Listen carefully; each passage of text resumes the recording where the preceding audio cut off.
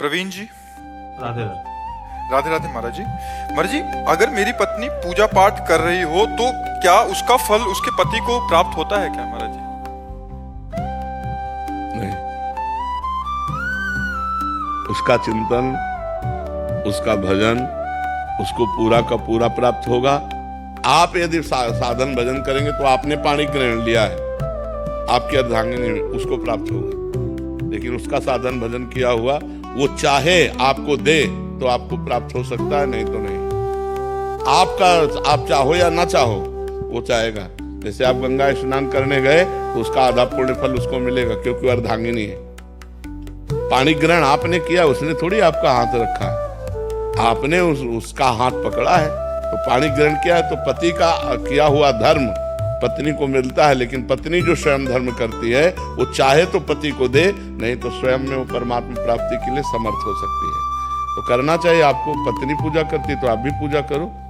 भक्ति महाराज जी बहुत करते हैं, लेकिन भजन, आपका भजन सुनते हैं रात में नींद नहीं लगती है, 2-2 ढाई बज जाता है महाराज जी। भक्ति बहुत करते हैं यार, आज तक हम नहीं कह पाए भक्ति बहुत करते हैं। हमको भी संकोच लगता है कि अभी करते हैं महाराज जी, जितना हो पाता है उतना करते हैं, ड्यूटी के जितना समय निकाल पाते हैं। ये शब्द ठीक है, जितना हो पाता है उतना करते। बहुत कर ले में तो हम लोगों भी की हिम्मत नहीं इतना कह दें कि बहुत भक्ति करते हैं। आधा पत्नी ले जाते हैं ना, खूब खूब नाम, भगवान का नाम जप करो। रात में नींद नहीं लगती है महाराज जी। टेबलेट ले लो, नींद का टेबलेट ले लो, क्या करें बताओ।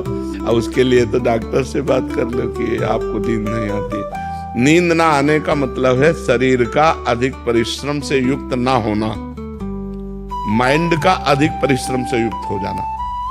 अगर शरीर का परिश्रम सही हो जाए और माइंड शांत रहे तो आराम से नींद आ जाए। अब शांत कैसे रहे? मनोराज्य यही सबका चलता रहता है। ये होने के बाद ऐसा हो जाएगा, इतना हो जाएगा, फिर ऐसे हो जाएगा, फिर ऐसा कर लेंगे, फिर वो भोग लेंगे, फिर कोई टेंशन वाली भी बात आ जाती है, प्रतिकूलता वाली। वही सब सोचते सोचते क्या होता है, मन अशांत हो जाता है। अशांत से कुतः सुखम, जो अशांत मन है उसमें सुख नहीं तो नींद कहाँ। शरीर उतना श्रमित नहीं होता जितना माइंड श्रमित हो जाता है। और माइंड को विश्राम दो और शरीर को श्रम से युक्त करो, तभी बात। और विश्राम भगवान के नाम रूप लीला धाम में मिलेगा। तब लग कुशल न जीव कहूं, सपने हो मन विश्राम, जब लग भजत न राम को, शोक धाम तज काम। तो इसलिए भाई नाम जप करो, भगवान की सत्संग सुनो, भगवान की लीला कथा सुनो, तो उससे आनंद की प्राप्ति हो। पाप कर्म से बचो। पाप कर्म जो जानते हो कि ये सब पाप कर्म है, उन पाप कर्मों से बचो। आजकल तो बहुत गंदी बातें चल गई हैं, बॉयफ्रेंड गर्लफ्रेंड, गंदी गंदी गंदी बातें, ये तो बहुत हानिकारक हो गई। ब्याह हो गया पति दूसरी से, पत्नी दूसरे से, ये सब बहुत गलत गलत बातें हो रही। और कितना सुंदर पति हो उसको अपने पति पर संतुष्टता नहीं, कितनी सुंदर पत्नी हो उसको अपनी पत्नी पे संतुष्टता नहीं। आज हमारे धार्मिक भारत देश में ये जो गंदी बातें प्रचलित हो गई, कितना मतलब अनिष्ट हो रहा है। पति पत्नी पे विश्वास नहीं रह गया।